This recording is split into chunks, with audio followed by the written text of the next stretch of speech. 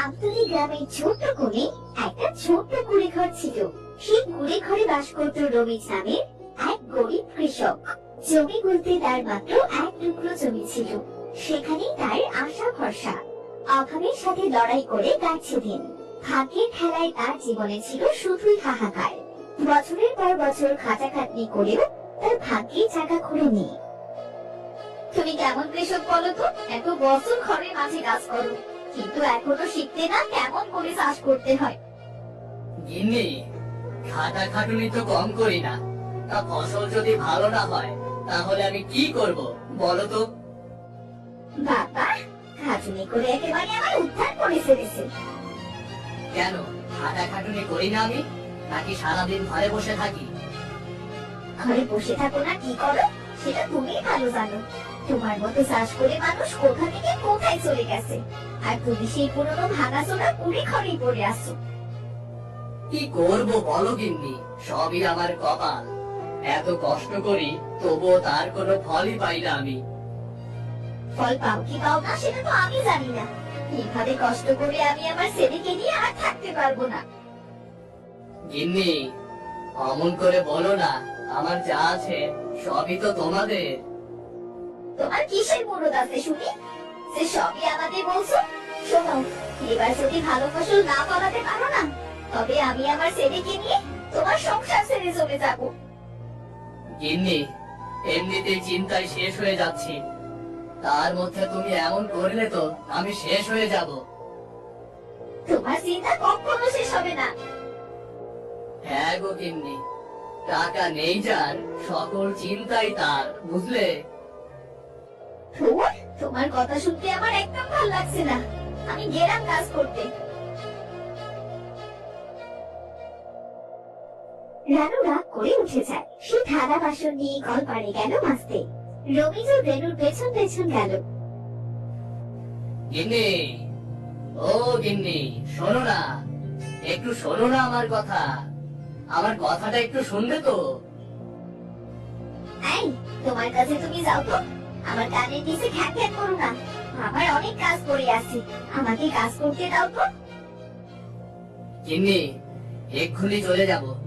তোমার কাছে টাকা থাকলে আমাকে কিছু টাকা দাও না, এবার ফসল উঠলেই তোমাকে দিয়ে দেব। হ্যাঁ, টাকা থাকবে না কেন? আমি তো জমিদারের বউ, আমার কাছে টাকা না থাকলে চলে? না গিন্নি, সব সময় রাগ কেন করো বলো তো? একটু ভালো করে কথাও তো বলতে পারো নাকি? না গো, ভালো কথা আমার মুখ দিয়ে আসে না। সব শেষ হয়ে গেছে, টাকা দিয়ে কি করবে শুনি? নতুন ফসল লাগানোর সময় হয়ে গেছে, ফসলের বীজ কিনতে হবে, কিন্তু ফসলের বীজ কিনতে টাকার দরকার। দেখো, আমার কাছে যে টাকা ছিল তোমাকে দিতে দিতে সব শেষ। তুমি শুধু নিতেই পারো, দিতে তো আর পারো না। আমি টাকা কোথায় পাবো বলো তো? কিন্তু গিন্নি, এবার বীজ কিনতে টাকা কোথায় পাবো এখন বলো? দেখো কি জমিদারের কাছ থেকে ঋণ নিতে পারো কিনা, তাছাড়া তো আর কোনো উপায়ও দেখছি না। ফসল তো ভালো হয় না, জমিদারের টাকা শোধ দেবো কি করে? জমিদারের কাছ থেকে টাকা ধার নেবে, টাকা দিয়ে অন্যরা যেমন চাষবাস করে তাদের দেখে দেখে তুমিও তেমনি চাষ করবে। তাহলে তো তাদের মতো ফসল তোমারও ভালো হবে। হ্যাঁ, সেটা তো ঠিকই বলেছো। তাহলে কি একবার যাবো জমিদারের কাছে? হ্যাঁ, গিয়ে দেখো কি হয়। আচ্ছা আচ্ছা, ঠিক আছে তাহলে। বাধ্য হয়ে একদিন রমেশ চলে গেল জমিদার সাহেবের কাছে। রমেশ মাথা নিচু করে দাঁড়িয়ে বলল,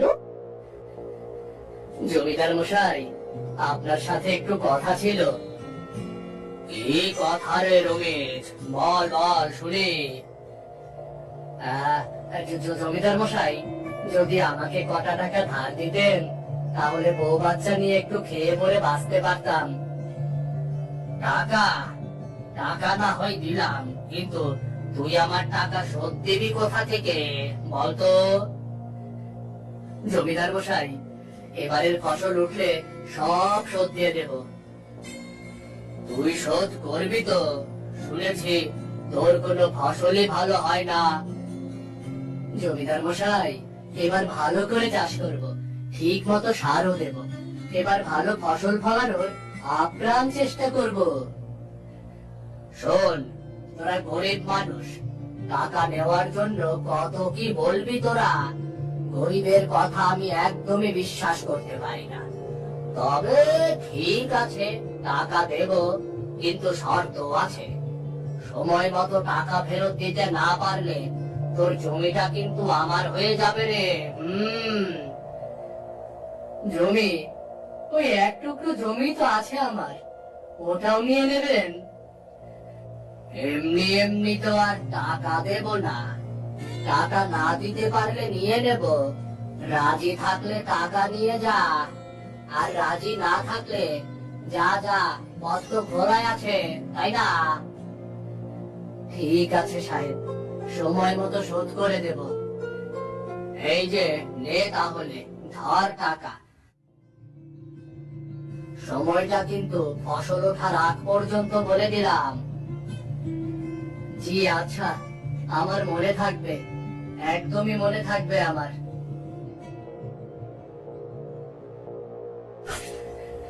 এরপর রমেশ জমিদারের থেকে টাকা নিয়ে চাষ করতে শুরু করলো। কিন্তু রমেশের কপালে বরাবরের মতোই দুঃখই ছিল। কখনো খরা, কখনো অতিবৃষ্টি, আবার কখনো ঝড়। এতে করে রমেশের সব ফসল নষ্ট হয়ে গেল। হাতে এক কানা করিও রইল না তার। হায় সৃষ্টিকর্তা, এ আমার সাথে কি হচ্ছে? যতই কষ্ট করি না কেন, কখনো সফল হতে পারছি না। আমি কি করব সৃষ্টিকর্তা? পথ দেখাও আমায়, পথ দেখাও। কেঁদে কোনো লাভ নেই, সব কাজ কাম ছেড়ে দিয়ে ঘরে বসে থাকো। আর কি করবে তুমি? ওদিকে দিন গড়িয়ে ধার শোধের সময় চলে আসছে, কি যে হবে এখন কি জানে। গিন্নি, এবার ওই এক টুকরো জমিটাও হাতছাড়া হয়ে যাবে মনে হচ্ছে। তোমার মতো লোক যেই ঘরে আছে, সেই ঘরে তো এমনই হবে। এ আবার নতুন কি? গিন্নি, এমন করে বলছো কেন গিন্নি? বাবা বাবা, আমি কিছু বললেই দোষ, নিজে করলে দোষ নেই, আমি বললেই শুধু দোষ। ওই যে কথায় আছে না, যত দোষ নন্দ ঘোষ।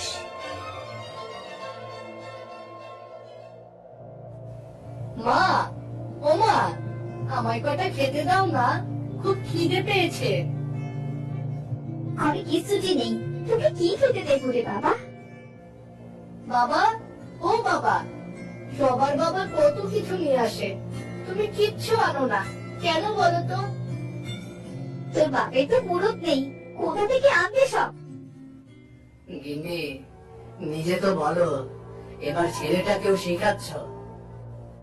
শেখানোর কিছু নেই, ও নিজে দেখে শিখছে। চলে আয় কোথা, চলে আয় এখান থেকে।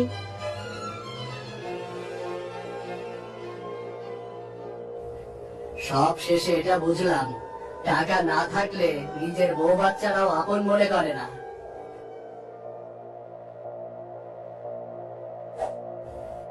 দেখতে দেখতে দিন গড়িয়ে ধার শোধের সময় চলে এলো। জমিদারও এসে হাজির রমেশের উঠোনে। জমিদার রমেশকে দেখে চিৎকার করে ডাকতে থাকে। এই রমেশ, রমেশ, কোথায় পালিয়েছিস রে? বাইরে আয়, বাইরে আয়।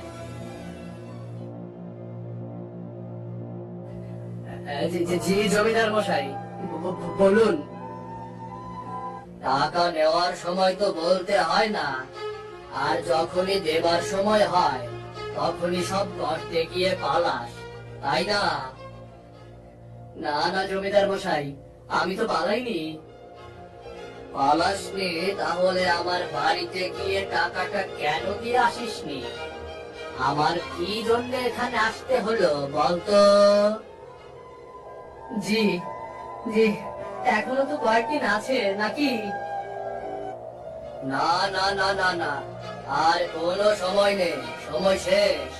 টাকা দে, আমার পাওনা টাকা আমাকে ফেরত দে।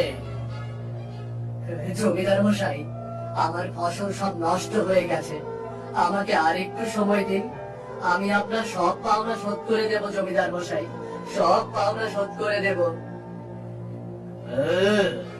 গরিবের কথা বিশ্বাস করা ভুল। কোথা থেকে শোধ করবি বলতো শুনি আমি।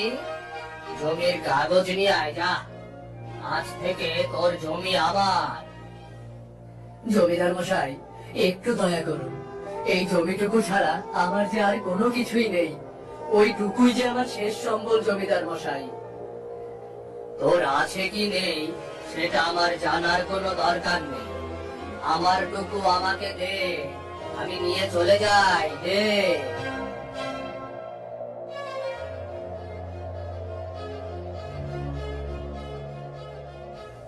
এই নিন আমার জমির কাগজ। এবার একটু শান্তি লাগছে। গেলাম তাহলে, গেলাম। রমিজের বুকের ভেতর চাপা কান্না। নিজের শেষ স্বপ্নটুকু হারিয়ে গেল আজ। কষ্টে তার বুক ফেটে যাচ্ছে। এইভাবেই দিন চলতে থাকে। অভাব যেন আরো কাটার মুকুট হয়ে চেপে বসে আছে। হতাশ হয়ে একদিন নদীর পাড়ে চলে গেল রমিজ। মনে মনে চিন্তা করলো এই জীবনটাই শেষ করে দেবে। এই জীবন রেখে আর কি লাভ? কোনো মূল্য নেই এই জীবনে। না নিজে ভালোভাবে থাকতে পারি, না বউ সন্তানকে ভালোভাবে রাখতে পারি। এই গাছটাও তো লড়াই করে বেঁচে থাকার জন্য। আমিও পারবো। হাল ছাড়লে তো বাঁচা যায় না। যে করে হোক আমার জীবনের মোড় ঘোরাতেই হবে।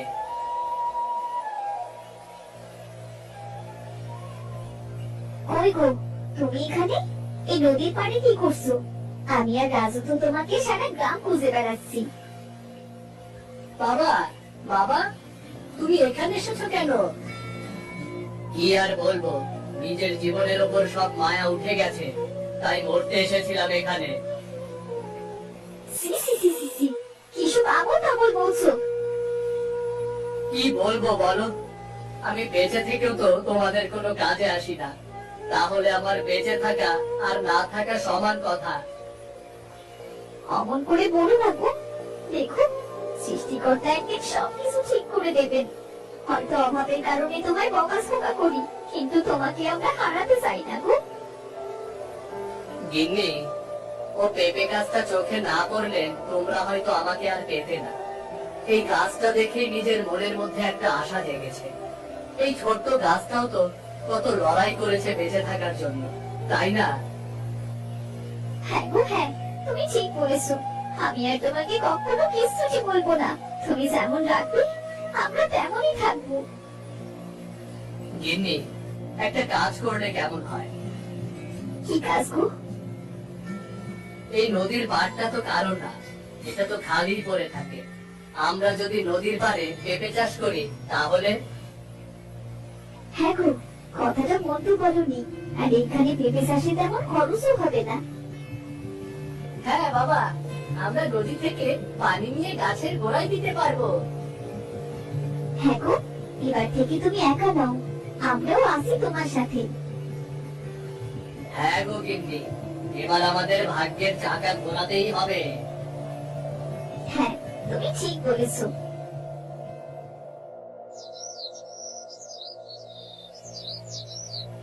যে কথা সেই কাজ।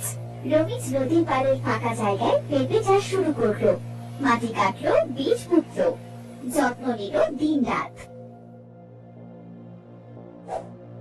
কয়েক মাসের মধ্যেই পেঁপে গাছ বড় হয়ে ফল ধরতে শুরু করলো। গিন্নি, ও গিন্নি, দেখো আমার নদীর পাড়ে পেঁপে গাছে কি পরিমাণ পেঁপে ধরেছে গো, দেখো। হ্যাঁ গো, তাই তো দেখছি। একেবারে গোড়া থেকে আগা পর্যন্ত পেঁপেতে ভরে গেছে। বাবা, এবার কিন্তু আমি পাকা পেঁপে খাবো। আমি শুনেছি পাকা পেঁপে নাকি অনেক ভারী মজা খেতে। হ্যাঁ রে খোকা, খাবি তো অবশ্যই, অবশ্যই খাবি। তোর যত মন চায় তত খাবি রে। কি মজা, কি মজা, কি মজা! আমি পাকা পেঁপে খাবো, আমি পাকা পেঁপে খাবো। ওহো, পেঁপেগুলো তো বেশ বড় বড় হয়ে গেছে। তুমি গাছ থেকে পেঁপেগুলো পেড়ে বাজারে নিয়ে যাও বিক্রি করতে। হ্যাঁ গো গিন্নি, তুমি ঠিকই বলেছ। বাজারে পেঁপের ভালোই দাম আছে, দেখি কেমন হয়। হবু, এই নদীর পাড়ে পেঁপে চাষ করে আমাদের ভাগ্য কি এবার বদলাবে? এবার কি আমাদের অভাব দূর হবে? সৃষ্টিকর্তা যদি সহায় হয়, তাহলে দেখো আমাদের দুঃখের দিন দূর হয়ে যাবে গো। বাবা, বাবা, পেঁপে বিক্রি করে আমাকে নতুন জামা এনে দেবে? আমি কতদিন কোনো নতুন জামা পরিনি। দেবো রে খোকা, দেবো। চল আগে সবাই মিলে বড় বড় পেঁপে গুলো পারি। হ্যাঁ বাবা, চলো চলো চলো।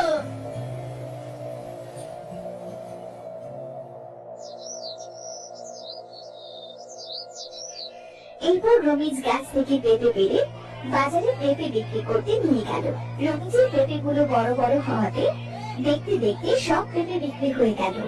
পেঁপে বিক্রি করে রমিজ অনেক টাকাও পেল। সৃষ্টিকর্তা, তোমাকে অনেক অনেক ধন্যবাদ। তুমি আমার মতো এত অভাগার দিকে মুখ তুলে তাকিয়েছো। একসাথে এত টাকা আমি আমার জীবনে দেখিনি। আজ গিন্নি আর রাজুর জন্য নতুন কাপড় আর গোস্ত নিয়ে যাব।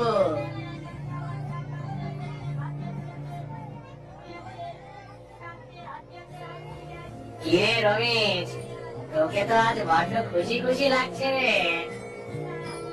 হ্যাঁ গো দাদা, আজ আমি খুব খুশি। আজকে 1 কেজি গোস্ত দাও তো। 1 কেজি গোস্ত? অনেক দাম কিন্তু, টাকা দিতে পারবি তো? আমি কিন্তু বাকি টাকি বিক্রি করি না রে। এই নাও, তোমার অগ্রিম টাকা দিলাম তোমাকে, আমাকে দাও।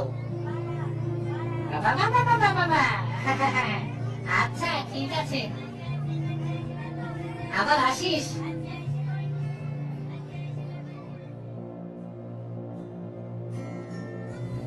এরপর রমিজ মাংস আর বড় একটা মাছ নিয়ে আর নতুন কাপড় নিয়ে বাড়ি ফিরে এলো। গিন্নি, ও গিন্নি, রাজু বাবা, রাজু, এদিকে আয়, দেখ আমি কি এনেছি।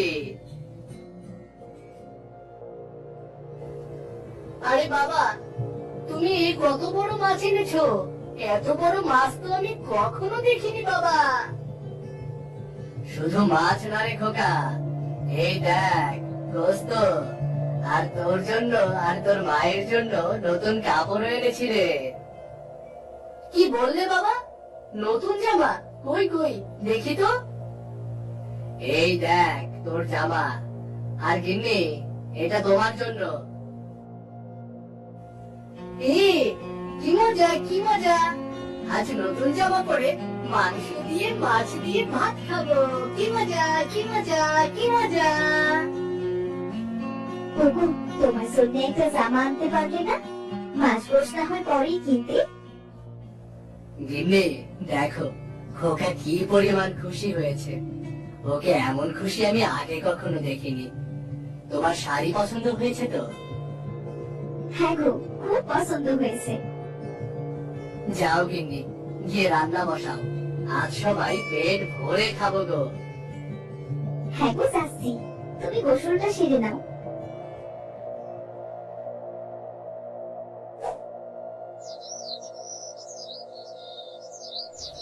এরপর রানু রান্না শেষ করলো। রাজু তার নতুন জামা পরলো। সবাই একসাথে বসে তৃপ্তি করে পেট ভরে খাবার খেলো। বাবা, তুমি আমার ভালো বাবা। আজ পেট ভরে ভাত খেয়েছি। মাংস দিয়ে ভাত খেতে খুব মজা লাগে বাবা। আমি যদি রোজ মাংস ভাত খেতে পারতাম। খা বাবা, পেট ভরে খা। এখন থেকে রোজ না পারি, মাসে একবার তোকে গোস্ত দিয়ে ভাত খেতে দিতে পারবো। না বাবা, আমি আর খাবো না, আমার পেট ভরে গেছে। আমি আমার বন্ধুদের আমার নতুন জামাটা দেখিয়ে আসি। শোন রাজু, বিকেলে যাস, এখন দুপুরে একটু বিশ্রাম নেই। থাক গিন্নি, ওকে যেতে দাও। সাবধানে যাস, তাড়াতাড়ি ফিরে আসিস।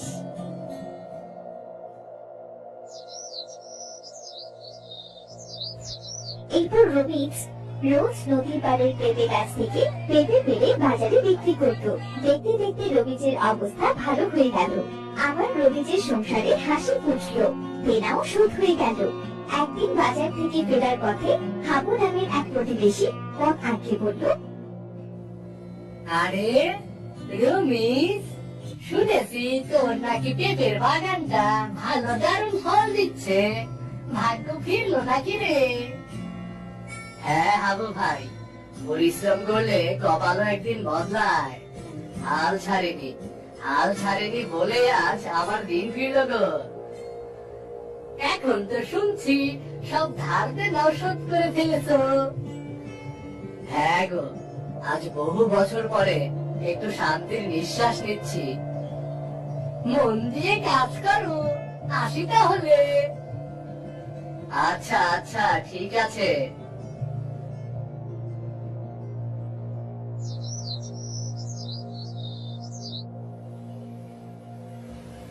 এই কালু, নদীর পারে ওই সুন্দর পেঁপে গাছটা কার রে? জমিদার মশাই, এটা তো রমিজের পেঁপে বাগান। রমিজের বাগান? এ বাগান তো ওর জমির থেকে অনেক দামি হয়ে উঠেছে রে। এই পেঁপে বাগানটাও কৌশলে ওর থেকে কেড়ে নিতে হবে। গরিবটার বুদ্ধি বেড়েছে, এবার চাপে রাখতে হবে। কিন্তু কি করে কেড়ে নেবেন? রমিজ তো আর আপনার কাছ থেকে কোনো ধার নেয়নি। চল বাড়ি যাই, বাড়ি গিয়ে একটা বুদ্ধি বের করি। রবিজ পেঁপে বাগানে দাঁড়িয়ে জমিদারের সব কথা শুনল। জমিদার এবারও চাল চালতে চলেছে, তবে এবার ভয় পাওয়া যাবে না। এবার ওই শয়তান জমিদারটাকে উচিত শিক্ষা দেব, যাতে আর কারোর উপর অবিচার না করতে পারে।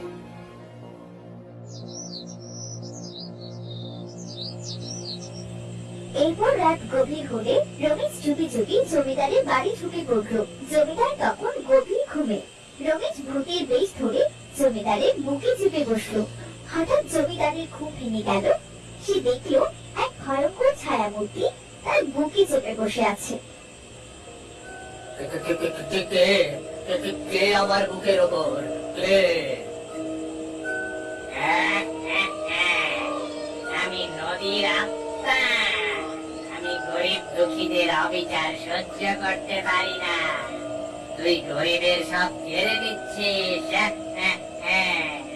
নদীর পাড়ের মানুষের ফসলের দিকে তোর নজর কেন? আজ তোর নিস্তার নেই রে পাগলা, আজ তোর নিস্তার নেই। একেবারে তোকে ঘেঁচা করে ফেলবো আজকে রে। একেবারে শেষ দিন আজকে তোর। না না না না না, মাফ করে দিন, মাফ করে দিন। আমি আর কখনো গরিবের কোনো কিছু কেড়ে নেব না, মাফ করে দিন। আমি সত্যি বলছি, এই যে পায়ে পড়ছি ধরুন পা করি। আমি আর কোনোদিন অন্যায় করব না, আর কোনোদিন অন্যায় করব না। মনে রাখিস, যদি আর একবার গরিবের উপর অন্যায় করিস, আমি নদী থেকে উঠে এসে তোকে টেনে নিয়ে যাব।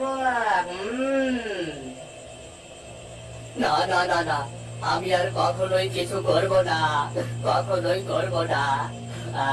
আজ থেকে একদম আমি ভালো হয়ে যাব আমি। ঠিক আছে, তোকে আর ছেড়ে দিলাম। এরপর যদি কিচ্ছু করার চেষ্টা করিস, তবে আজকের কথা মনে রাখিস। হ্যাঁ, মনে থাকবে, আমার ভালোভাবেই মনে থাকবে।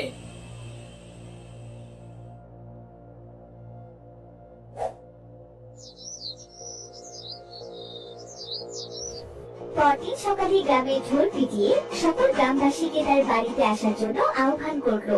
গ্রামবাসীরা দুপুর হবার আগে সবাই জমিদারের বাড়ি এসে হাজির হলো। আমি ভুল করেছি, আমি আর কখনো গরিবের কোনো জমি, ফসল বা সম্পদ কেড়ে নেব না। প্রতিশ্রুতি দিচ্ছি সবার সামনে, আমাকে ক্ষমা করে দিন সবাই। হঠাৎ জমিদারের হলোটা কি? এত পরিবর্তনের কারণ কি? এবার সবাই যে যার বাড়িতে ফিরে যান।